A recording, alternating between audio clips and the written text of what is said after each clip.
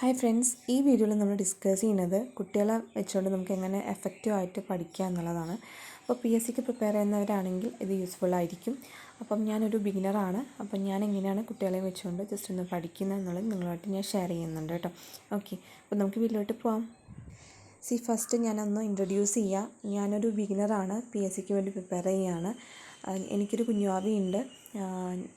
ഞാൻ എങ്ങനെ time manage ചെയ്യുന്നത്, അതിനോടൊപ്പം തന്നെ എൻ്റെ സ്റ്റഡി പ്ലാനൊക്കെയാണ് ഞാൻ നിങ്ങളുമായിട്ട് ഇവിടെ ഷെയർ ചെയ്യുന്നത്.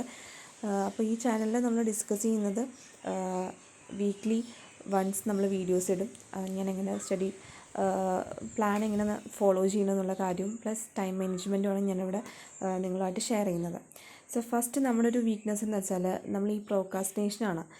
ഇന്ന് ചെയ്യേണ്ട കാര്യം കുറച്ച് നേരം കഴിഞ്ഞിട്ട് ചെയ്യാം, ഇല്ലെങ്കിൽ നാളെ ചെയ്യാം, മറ്റന്നാൾ ചെയ്യാം എന്ന് പറഞ്ഞിട്ട് നീട്ടിക്കൊണ്ട് പോകുന്നതാണ്. ഫസ്റ്റ് അത് നമ്മൾ കൺട്രോൾ ചെയ്യുക, അത് നമ്മൾ സ്റ്റോപ്പ് ചെയ്യുക. നമ്മൾ പ്രോക്രാസ്റ്റിനേഷൻ ഒരു ഏറ്റവും വലിയൊരു മണ്ടത്തരമാണ്.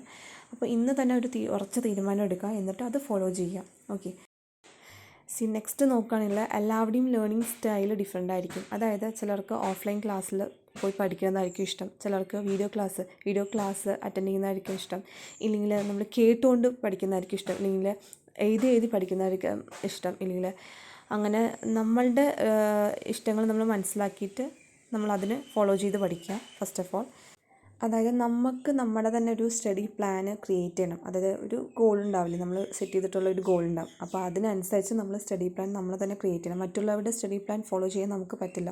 കാരണം എന്ന് വെച്ചാൽ ടൈം മാനേജ്മെൻറ്റ് വലിയൊരു കാര്യമാണ്.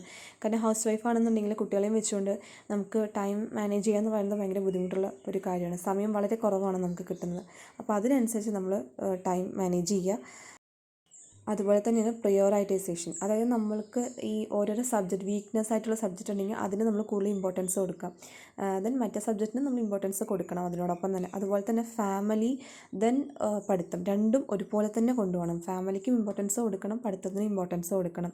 ഇപ്പോൾ കുട്ടികളെ നോക്കുന്ന സമയത്താണെങ്കിലും നമുക്ക് പഠിക്കാൻ ബുദ്ധിമുട്ടുണ്ടെങ്കിൽ നമ്മൾ ആ സമയത്ത് ചെറിയ ചെറിയ ഷോർട്ട് നോട്ട്സ് പ്രിപ്പയർ ചെയ്തിട്ട് അത് നമ്മൾ റിവൈസ് ചെയ്യുക, ഒന്ന് റിവൈൻഡ് ചെയ്യുക, ഇല്ലെങ്കിൽ നമ്മൾ എവിടെയെങ്കിലും ചുമലിലൊക്കെ ഒട്ടിച്ച് വെച്ചിട്ട് അതൊന്ന് ഓർത്തെടുക്കുക. അങ്ങനെ സമയം ചിലവാക്കാതെ നമ്മൾ എങ്ങനെയാണോ നമ്മളുടെ സിറ്റുവേഷൻ ഉള്ളത് അതിനനുസരിച്ച് നമ്മൾ പഠിത്തവും ഒപ്പം തന്നെ കൊണ്ടുപോകണം.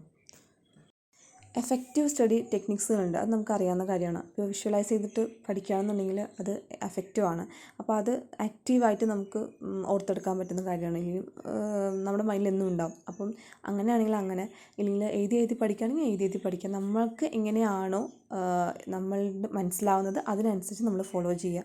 ഇടയിൽ റിപ്പീറ്റ് ചെയ്തുകൊണ്ടിരിക്കുക പഠിച്ച കാര്യങ്ങൾ. ഇല്ലെങ്കിൽ നോട്ട് എഴുതുകയാണെങ്കിലും നമ്മൾ നോട്ട് ചെയ്തെന്ന് ഷോർട്ട് നോട്ട്സ് പ്രിപ്പയർ ചെയ്യുക. ഓക്കെ, അങ്ങനെയും ചെയ്യുക. പിന്നെ എക്സാം ഇപ്പോൾ പ്രീവിയസ് ഇയർ ക്വസ്റ്റ്യൻ പേപ്പേഴ്സ് ആണെങ്കിൽ ഒന്ന് ചെയ്ത് പഠിക്കുക, പ്രാക്ടീസ് ചെയ്ത് പഠിക്കുക. ഓക്കെ, ഒരു സ്റ്റഡി എൻവയോൺമെൻറ്റ് നമ്മൾ തന്നെ ക്രിയേറ്റ് ചെയ്യണം. ഇപ്പോൾ കുട്ടികൾ ഉറങ്ങുന്ന സമയത്ത് പഠിക്കുകയാണെങ്കിൽ കുറച്ചും കൂടെ എഫക്റ്റീവ് ആയിരിക്കും. അപ്പോൾ അങ്ങനെ പഠിക്കുക.